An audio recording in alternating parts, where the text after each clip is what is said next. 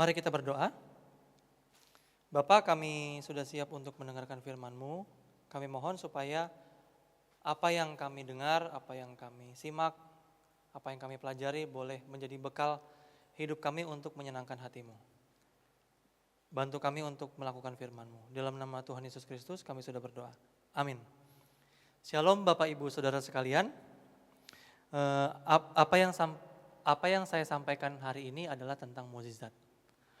Tentu sebagai orang percaya, kita pasti percaya bahwa Tuhan sanggup melakukan mukjizat.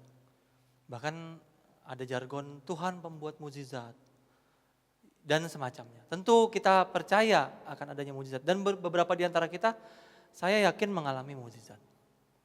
Beberapa di antara kita juga saya yakin sedang mengharapkan mukjizat. Dan kesemuanya itu adalah baik dan itu juga merupakan dasar iman kita. Tapi mari hari ini kita mau merenungkan sikap kita supaya kita bisa semakin lebih baik lagi di hadapan Tuhan. Banyak dari kita, saya tidak tahu berapa, tapi ini juga adalah autokritik buat diri saya sendiri, bahwa kita lebih berharap mukjizat ketimbang berharap kepada Tuhan.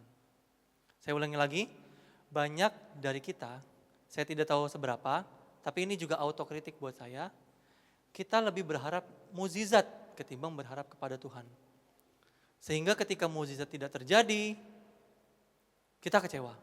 Kita sampai seolah-olah bersikap menyalahkan Tuhan. Katanya Tuhan pembuat mukjizat. Orang lain berdoa, Tuhan adakan mukjizat. Saya berdoa nggak ada mukjizat. Jadi kebanyakan di antara kita, ya ini untuk saya sendiri juga, kita lebih mengharapkan mukjizat ketimbang mengharapkan Tuhan. Tapi hari ini kita mau belajar bagian dari firman Tuhan di Matius 11 ayat 4, 5, dan 6. Bapak Ibu Saudara sekalian bisa lihat di layar kaca ayatnya, tapi saya akan berusaha untuk membacakannya.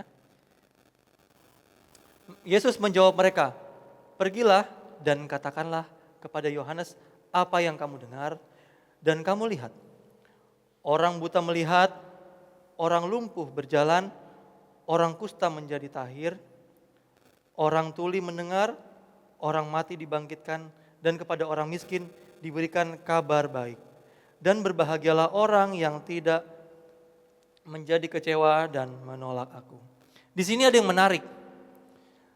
Ada bagian-bagian ayat di mana ada orang yang mengalami pergumulan tertentu, lalu mendapatkan penyelesaian dari pergumulan itu secara teknis tepat.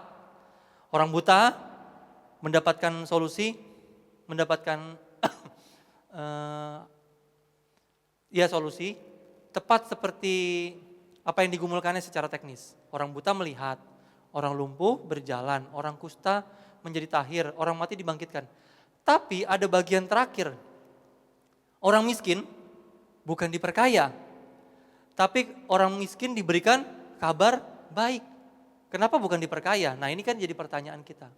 Padahal ada lagu yang buta melihat, yang miskin diperkaya. Tapi pada kenyataannya di dalam Alkitab, orang miskin tidak ditulis diperkaya, tetapi ditulis diberikan kabar baik. Ini memberikan beberapa pelajaran buat kita. Yang pertama adalah tidak selalu mukjizat terjadi tepat seperti apa yang kita ingini. Kita punya masalah ekonomi keluarga, kita berdoa, tidak selalu setelah kita berdoa masalah selesai. Kita punya penyakit tertentu, kita berdoa, tidak selalu penyakit kita sembuh. Kita punya pergumulan tertentu, kita berdoa, tidak selalu pergumulan itu lepas.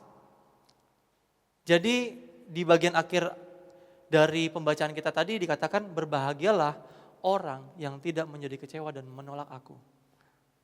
Nah ini sebuah pelajaran berharga bahwa memang dalam hidup ini enggak selalu tidak selalu, ketika kita mengharapkan mukjizat dan kita berdoa, maka kita akan mengalami mukjizat tersebut. Ini memang sudah dituliskan di Alkitab. Seperti yang kita baca tadi, kepada orang miskin tidak dibilang diperkaya, tetapi diberikan kabar baik. Apa kabar baik itu? Yaitu Injil keselamatan, yaitu Tuhan Yesus sendiri. Dan kita baiknya tidak kecewa ketika kita berdoa mengharapkan mukjizat. Itu bagus. Kita berdoa mengharapkan mukjizat dari Tuhan, itu sangat bagus. Tapi apabila mukjizat itu tidak terjadi dalam hidup kita, oke, kita berharap pada mukjizat, tapi kita harus lebih berharap bahwa Tuhan punya rencana yang terbaik untuk hidup kita. Ada atau tidak ada mukjizat, Tuhan punya rencana yang terbaik untuk hidup kita. Itu pelajaran pertama.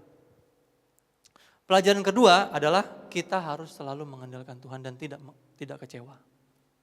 Ini pun kita harus senantiasa bergumul.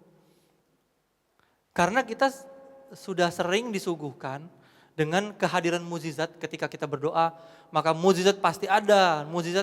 Memang mukjizat pasti ada. Tapi belum tentu kita mengalami persis seperti jawaban pergumulan doa kita.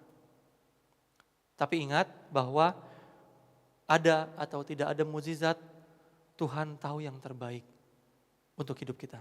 Saya ingat sebuah kutipan atau sebuah quote dari seorang pembicara.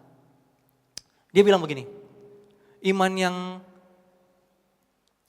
yang benar adalah iman yang bisa memindahkan gunung. Tapi iman yang dewasa itu adalah iman yang walaupun gunungnya gak pindah, kita tetap beriman kepada Tuhan. Kurang lebih begitu.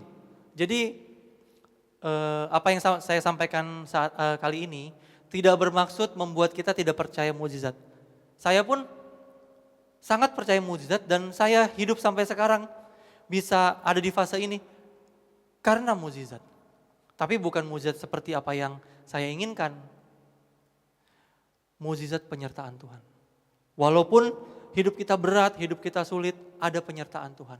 Jadi hari ini kita belajar bahwa kita harus lebih berharap kepada Tuhan ketimbang berharap kepada mukjizat. Ada mukjizat atau tidak ada mukjizat, Tuhan tahu yang terbaik untuk hidup kita. Mari kita berdoa. Bapak, kami mengucap syukur kalau kami telah mendengarkan firman-Mu. Kami mohon supaya kami diberikan kekuatan untuk tetap berharap kepadamu, sehingga kalaupun memang ternyata kami tidak mengalami mukjizat seperti yang kami doakan, kami tidak kecewa kepadamu. Kami justru bersyukur, kami justru tetap menaruh harap kepadamu Bapa. Terima kasih, materaikan firman-Mu dalam hidup kami, dan di dalam nama Tuhan Yesus Kristus kami sudah berdoa dan mengucap syukur. Amin. Shalom.